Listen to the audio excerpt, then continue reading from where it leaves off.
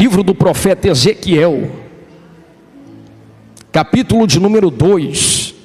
Assim diz a palavra de Deus: Disse-me, filho do homem, põe em pé, e falarei contigo. Então entrou em mim o Espírito do Senhor, enquanto ele falava comigo, e me pôs em pé e ouvir o que falava comigo. Eu repito, então entrou em mim o Espírito do Senhor, enquanto ele falava comigo, e me pôs em pé e ouvi o que falava comigo.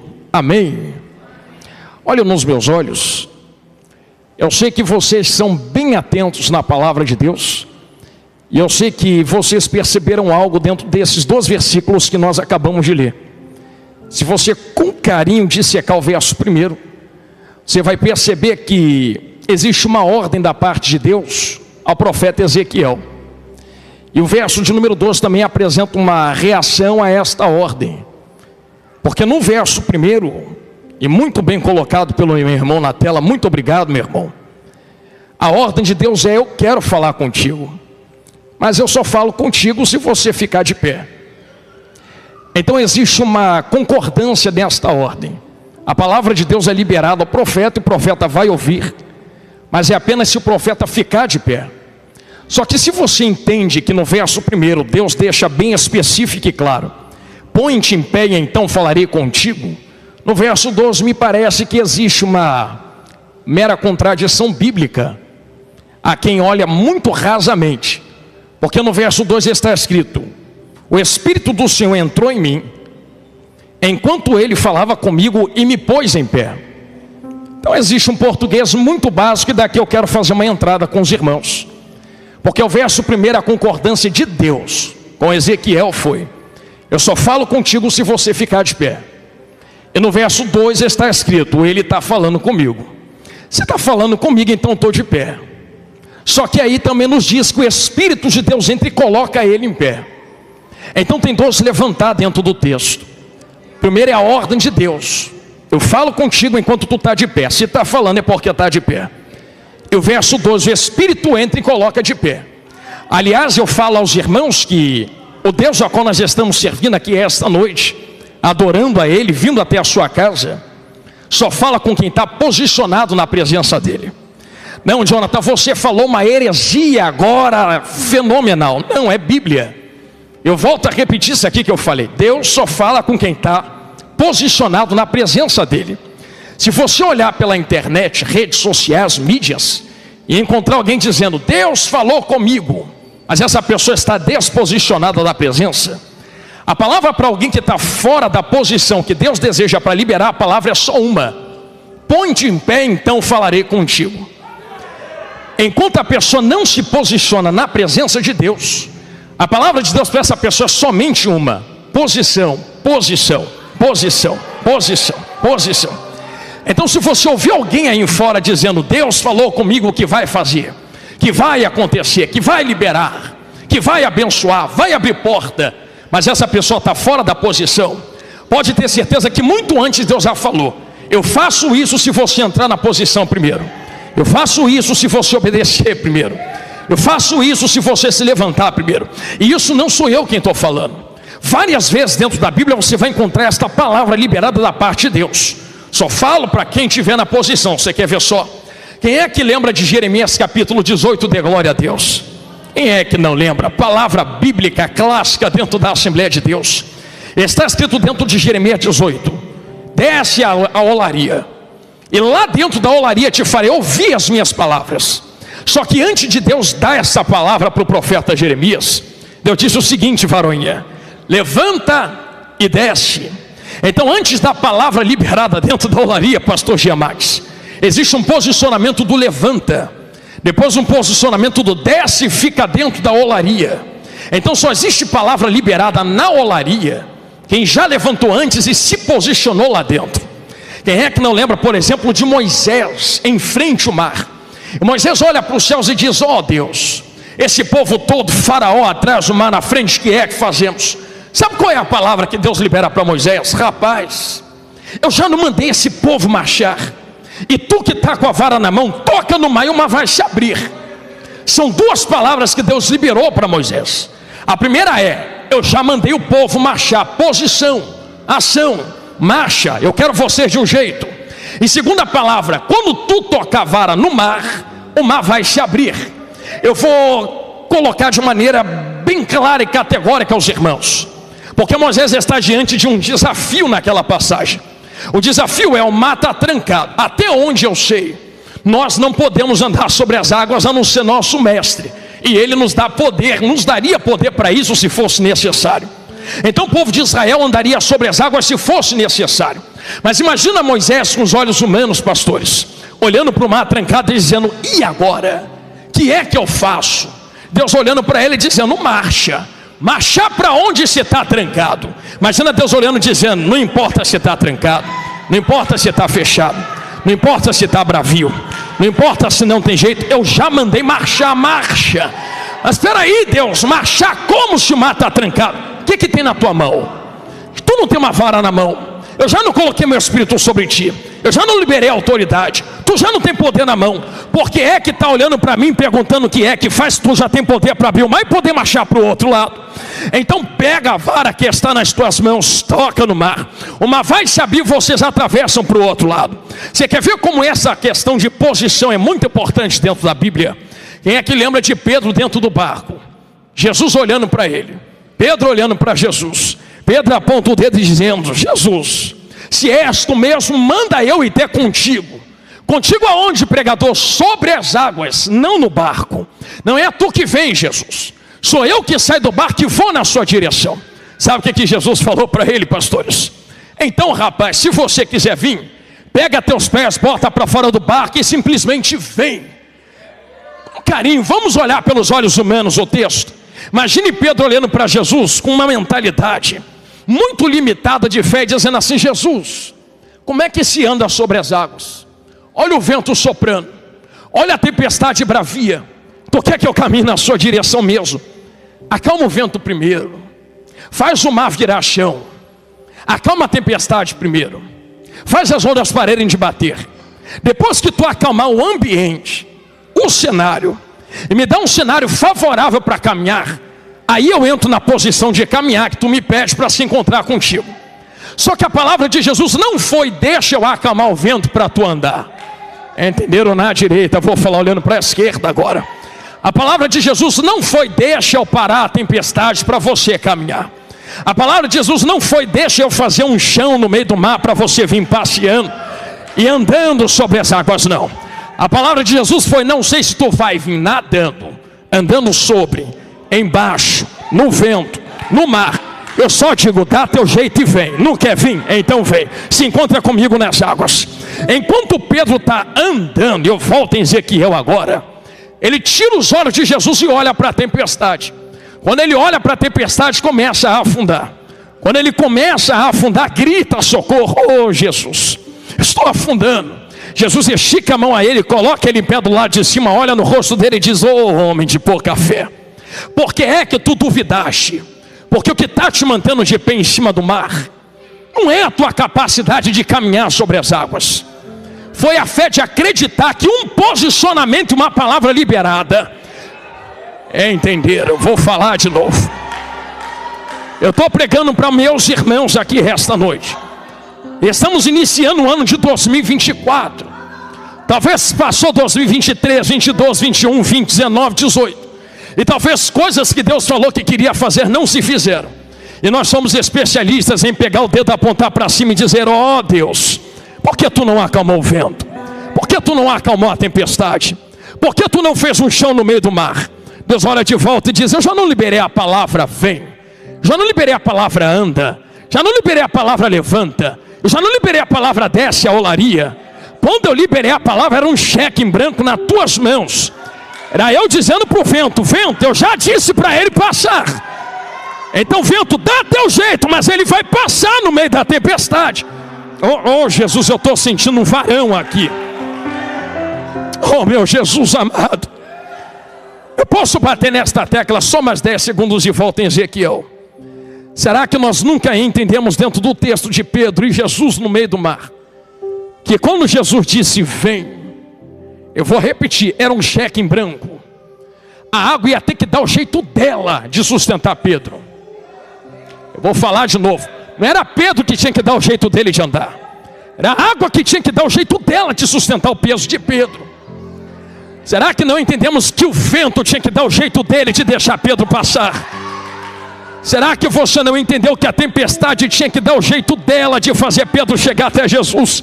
Não é Pedro que enfrenta a tempestade, é a tempestade que agora está enfrentando Pedro com uma palavra. Eu vou falar de novo, porque enquanto Jesus está na praia com eles, meu irmão, sabe qual é a palavra que Jesus liberou? Eu vou ver se alguém vai entender isso daqui. Jesus olhou para ele e disse assim: entra no barco e atravessa. Bom, acabou. Atravessa como? E se tiver tempestade? Atravessa. E se tiver vento, Jesus? Atravessa. E se o vento bater contra o meu barco? Atravessa. A palavra já está liberada, atravessa. Você vai ser nadando, andando, flutuando. Já não foi liberada a palavra. Vai ter que dar o jeito deles de poder atravessar para o outro lado. A água vai virar chão, o vento vai parar, vai se submeter a Jesus, vai sustentar o peso de Pedro, mas Pedro vai chegar do outro lado junto com os discípulos. Eu estou batendo nesta tecla e acrescentando e engrossando o caldo desta palavra, para os irmãos entenderem que um posicionamento traz uma palavra liberada. Uma palavra liberada não tem tempestade, não tem capeta, não tem inferno, não tem demônio. Eu gosto muito de pensar que quando Deus fala vai, meu irmão, se tu soubesse o poder do vai, se tu soubesse o poder do vem, se tu soubesse o poder do vou fazer na sua vida, eu te explico dentro de Ezequiel o poder desta palavra liberada sobre você. Quantas vezes o medo não toma seu coração? Porque tu olha para o cenário e diz: Deus, mas como eu vou fazer isto? Só que se a palavra já foi liberada, tu precisa entender que não é tu quem faz, já está feito. É tu quem não chegou lá ainda. Eu vou explicar isso aqui melhor. Vou entrar em Ezequiel para explicar isso aqui melhor. Porque quando nós entramos em Ezequiel capítulo 2, nós vemos essa tratativa de Deus com o profeta. Levanta, então falarei contigo. Enquanto falava comigo, o Espírito entrou e me botou de pé. O versículo 1 é: põe esta casca em pé fora. Põe esse corpo em pé fora. Põe esse vaso em pé fora. Tu já fez. Sabe quando foi que tu botou esse vaso aí em pé? Tu estava lá na tua casa. Aí quando deu umas 4 horas, igual eu, você falou assim: daqui a pouco tem culto, vou tomar meu banho. Aí tu foi tomar banho. Aí a tua alma pegou teu corpo, levou para o chuveiro, deu banho no corpo, passou sabonete, colocou perfume, botou a melhor roupa, veio pelo caminho e sentou aqui dentro. Está de pé. Porque quem está lá fora não está na presença, talvez não esteja posicionado. Então quem está aqui talvez esteja de pé na presença de Deus. Agora quem está aqui de pé na presença de Deus, talvez não consiga fazer o verso 2. Porque o verso 2 o pregador não tem poder de fazer. A tua alma não tem poder de fazer. Porque a alma pode botar o corpo de pé, mas o corpo não consegue colocar a alma de pé. Vou falar de novo e volto a repetir o verso 2.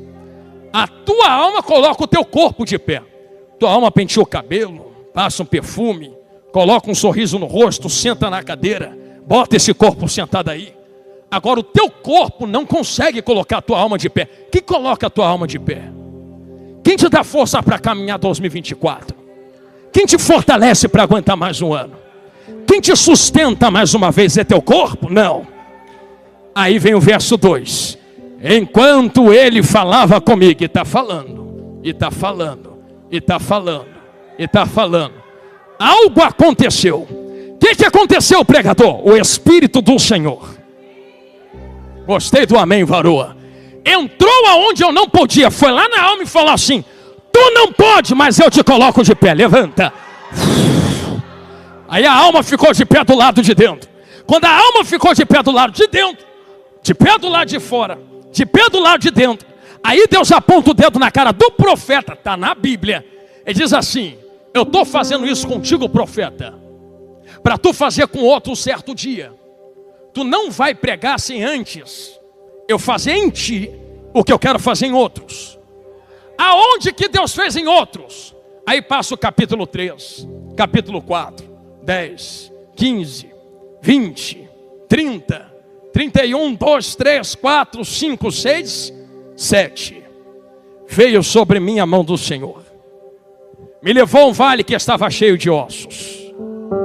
Me colocou no meio do vale.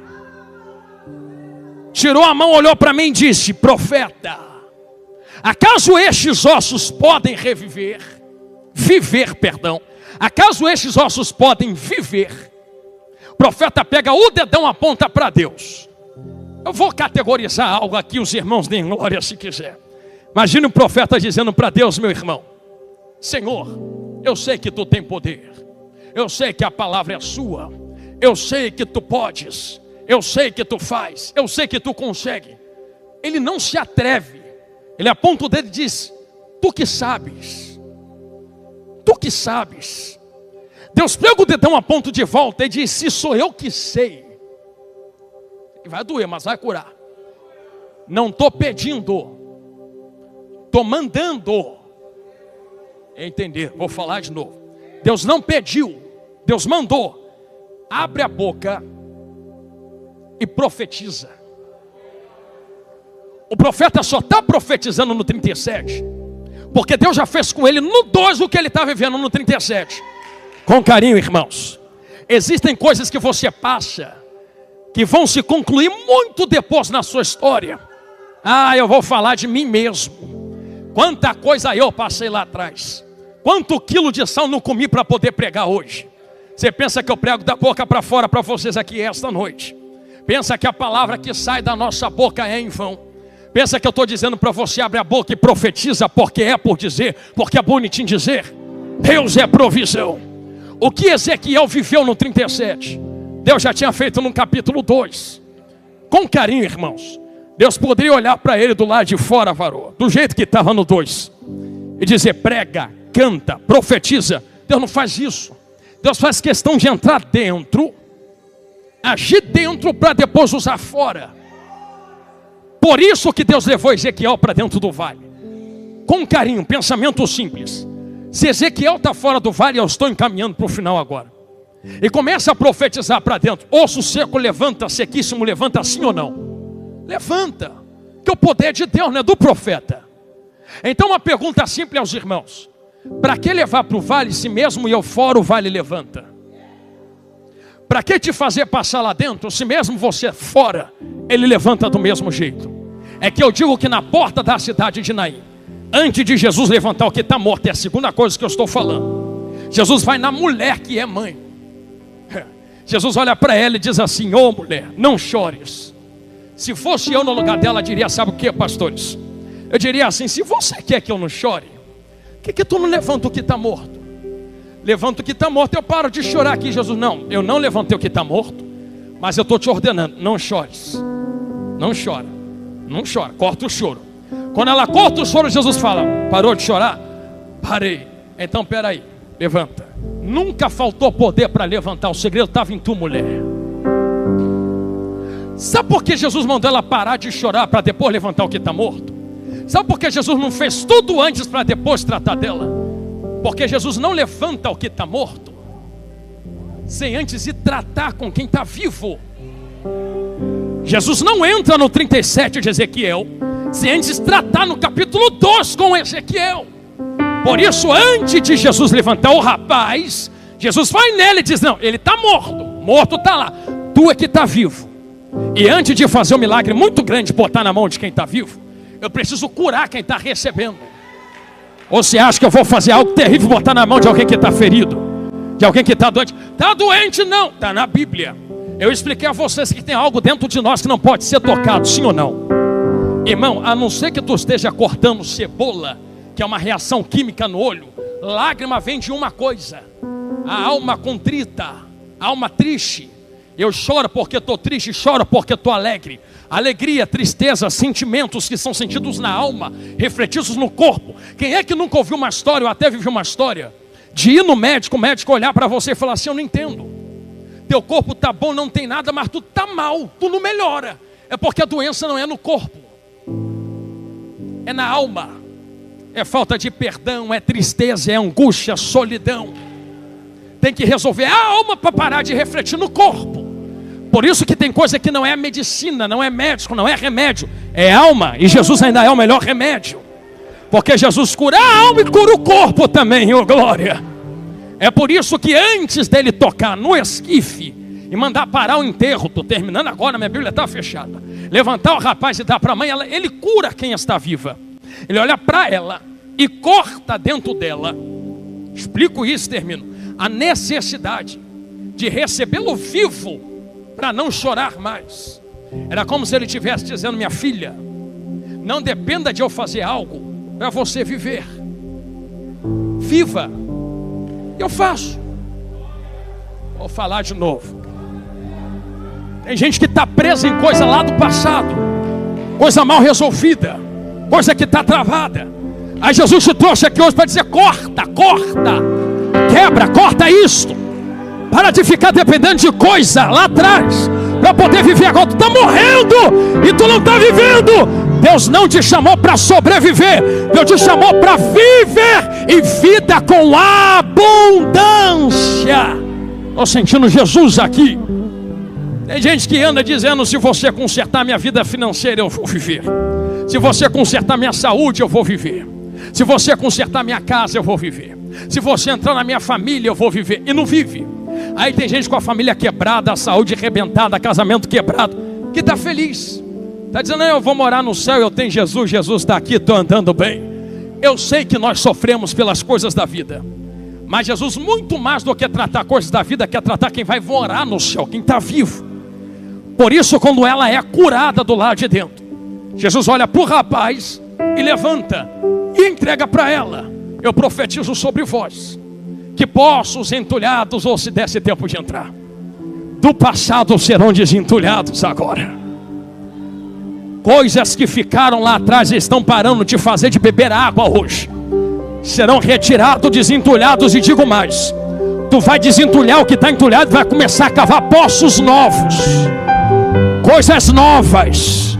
Oh, quem pode viver em novidade de vida? Deus ainda é a alegria da salvação para todos nós. Se você recebe esta palavra, eu lhe digo algo. Eu não estou falando isso da boca para fora. Eu não estou dizendo isto como um menino que fala da boca para fora. Tu é muito novo, tu não sabe. Oh, irmãos, eu lhe convido a fazer algo antes de nós orarmos. Estende as mãos na direção da sua casa agora. Para ficar mais gostoso, eu posso, pastor Gemax? Eu convido a igreja, fica de pé em nome de Jesus. Estende as mãos na direção da sua casa neste momento. 2024 será diferente, meus irmãos. Não vai terminar como terminou 2023. Eu profetizo coisas novas na tua casa, na sua família. E quem crê estiver posicionado na presença de Deus, viverá as misericórdias e as bênçãos do Altíssimo. Até que Ele venha, nós perseveraremos na caminhada do Senhor. Tem fogo na palma da mão dos meus irmãos agora. Tem glória na garganta de cada um de nós. As palavras sairão como flechas agudas e afogueadas. Eu lhe convido a começar a profetizar como Ezequiel agora, na direção da sua casa agora. Libera uma palavra profética na tua família, na tua esposa, no teu marido, na sua mãe, no seu pai, no seu filho, na sua filha. Diga que esses ossos não vão ficar do jeito que estão. Diga que esses ossos vão voltar a viver, vão viver. Diga que eles ainda vão cantar aqui dentro. Diga que nós atravessaremos para o outro lado. Jesus está conosco, Deus está conosco. Quem pode profetizar, profetiza. Abra a boca e profetize. Remanassi que remanarawa, ramantu que terremitarawa, ubi que teia rapaduque. Ore comigo agora, como um bom profeta, e profetiza que você não é zero à esquerda. Deus lhe chamou para ser boca de Deus na terra. Então faça isso agora. Vai ter que levantar quando ouvir a palavra. O mar vai ter que dar o jeito dele para sustentar Pedro. O vale vai ter que dar o jeito dele para levantar. Senhor Deus, Pai eterno de bondade, eis aí teu povo profetizando com a própria boca, porque tu nos deixa a tua palavra. Senhor, eu profetizo sobre eles, enquanto eles abrem a boca para profetizar esta noite. Aonde houver algo morto, na casa, na família, sem vida, vai voltar, Senhor, agora a levantar, vai se posicionar de novo e vai ter vida, vida, vida, vida.